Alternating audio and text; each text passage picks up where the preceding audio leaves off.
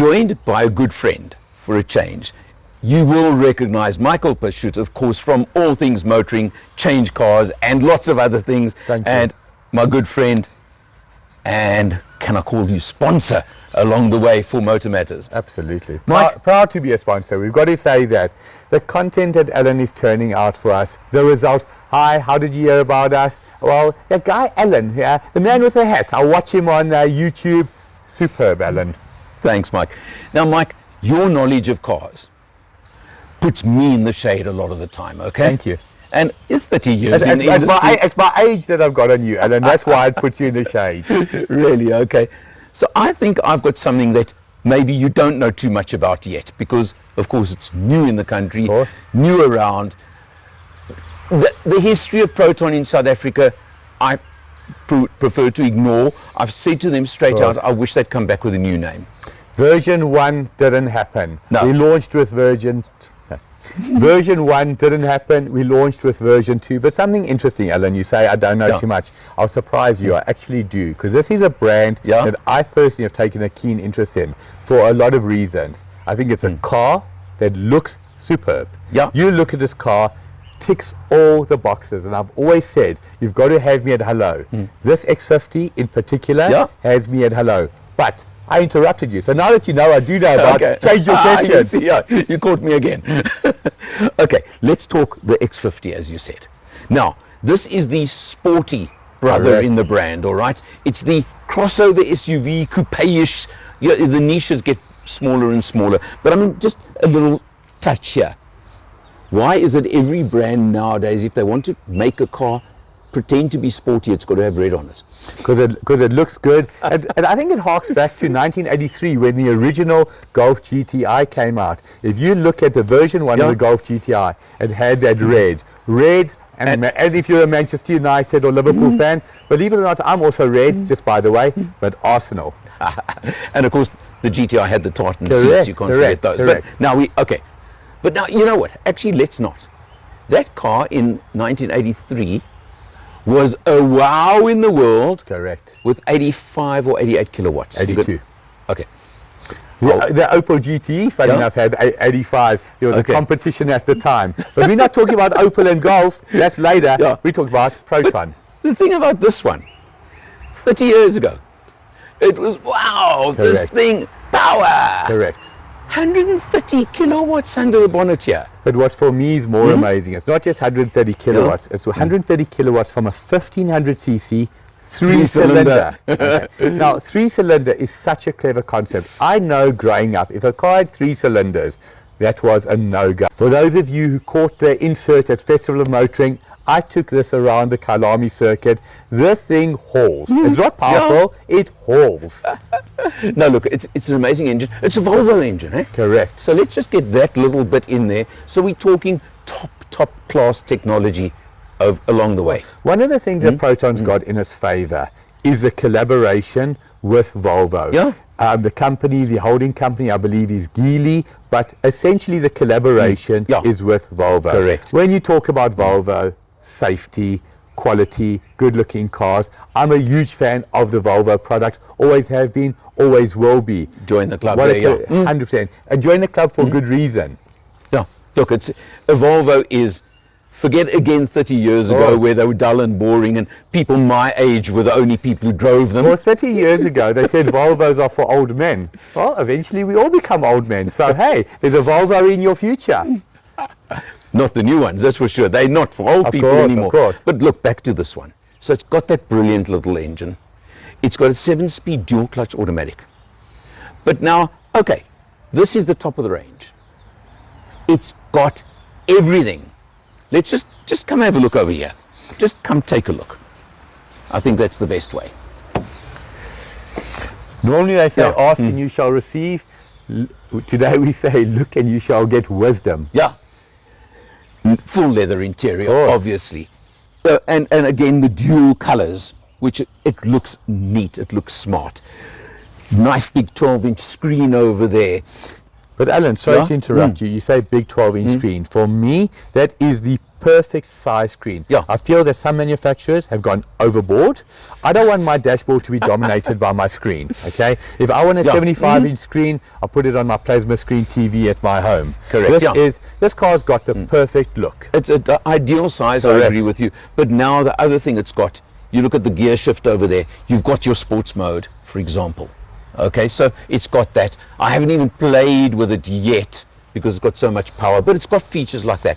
But then the other thing the top models have got, now we talk Alan speak, and what matters to Alan: safety, safety, and more safety spec. Absolutely, absolutely. It's got it all. I mean, it's got active cruise control. But you talk about safety matters to Alan. Safety matters to anybody that counts. If you're an individual, if you're a husband, if you're a wife, if you're a family man or a mother, you've just got to make sure safety is priority. Always has been, and more so than ever. Always will be, that's for sure. So it's got all that spec on it. We'll spend another hour if we go through all the spec, but it's there. And normally we'd give it maximum 60 minutes. We've already spent 5 minutes, so we're giving 65 minutes or maximum 2 hours on this beauty. Yeah. Do you know it's also got a self-parking function? Alan, if you can't park at your age, I would rather deal with that. I agree with you, but it's just what I'm saying is the tech you've got in a car. Now, let's just throw under 600,000 Rand, by the way. But that is the key, the pricing. Everybody talks about a price point. Yeah. Listen, 600,000 Rand as a number is no longer cheap, period. But compared to competitors, it's priced right. It's priced exactly right. Comes with a 5-year warranty, all those things. They have taken the service plans out like Ford have done. Correct. But no, I was actually looking at the pricing of their service plans. Affordable. Very reasonable. I actually was quite surprised. Yeah. But one of the things how good they are, But one of the things that I do not do is I do not sit on the fence. I always believe you've got to give the consumer the right advice, and you've got to give the manufacturers the right wisdom as well. As a buyer, I insist, and I say it respectfully, you must take a service plan. It just takes away that angst. You go for the service, the car's got 20,000, 30,000, 40,000. I don't want to pay for my service. Would you agree or disagree? Any new car I buy now must have a service plan. Absolutely. Absolutely agreed.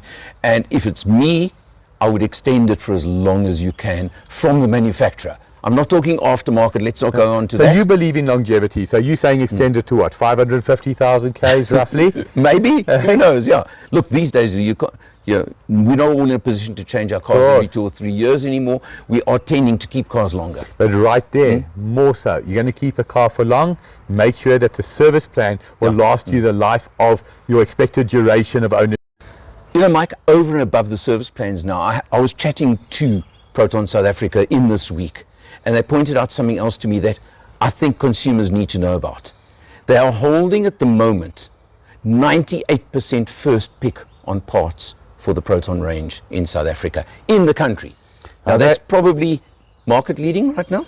Look, it would be right up there. And what is important, I'm looking at a new brand. Call a spade a spade. There's always that angst. I'm looking at a Proton.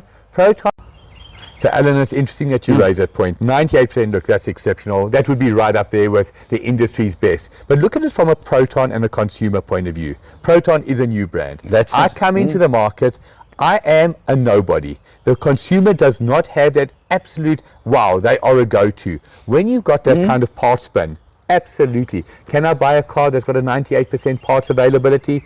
Eyes closed. So well done, Proton. No, you see, now that's Mike, I get the feeling that you are very positive on this, okay? I mean, I'm positive. I've only been driving this one since Thursday afternoon. Yes. I'm loving it. So I'm a different personality. I'm not positive or negative for any reason other than factual reasons. I like what I see, or I don't like what I see. I like the way it drives, I don't like the way it drives. I like the service backup, I like the marketing, etc. This car, like I said, about ticking the boxes, looks the part. Come, look at this. I mean, you just got to see this. It does. The paintwork is so beautiful, I've got to put on my sunglasses. It drives magnificently, and I really do think there's a recipe for success here. There's no question that Proton have got their work cut out. There's a recipe for success here, but there's no question that the brand, like any new brand entering the country, has got their work cut out. Do they have the right people to take it forward? I have no doubt. Would I recommend the Proton? I think to add here and finish on that, you say the new entry, they got their work cut out. South Africans traditionally have been so brand conscious, it's been absurd. But they're lucky that in the last couple of years, we've had Haval, Cherry, and one or two others come in and totally destroy that previous history and actually open the door for new brands. So that is such an interesting take. When we talk about brand conscious, when you go back to the 80s or the 90s, or even the early 2000s, there was minimal choice. So you had your Audi, BMW, and Mercedes in the luxury top end. You had Toyota, you had Nissan, and you had Honda. And that was your Japanese products. Then Kia, Hyundai, Bike, GWM, Haval, all of these companies have come in. Yeah. So it actually makes it easier not to be brand conscious. Why? Or brand loyal? Because I've got so many choices. I love McDonald's, but wow, Burger King's here. I love XX Steakhouse, but now there's 12 steakhouses. Yeah. It's harder to be brand loyal. I read an article this morning online, okay?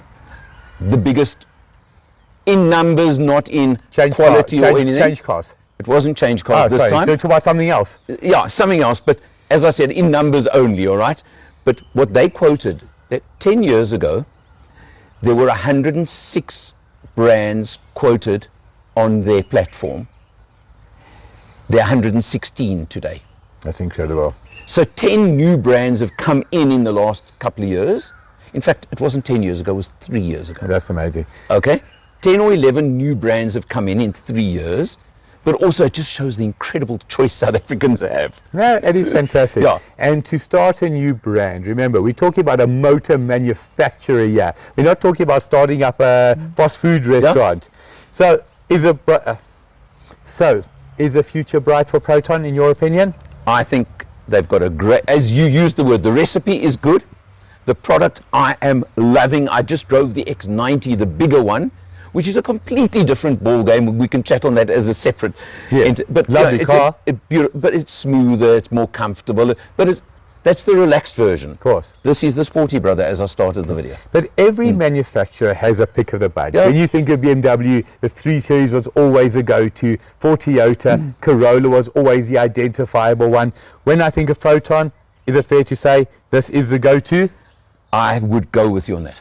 I definitely would. Fantastic. Have you got the key with you? It's in the car. Get out of my way then.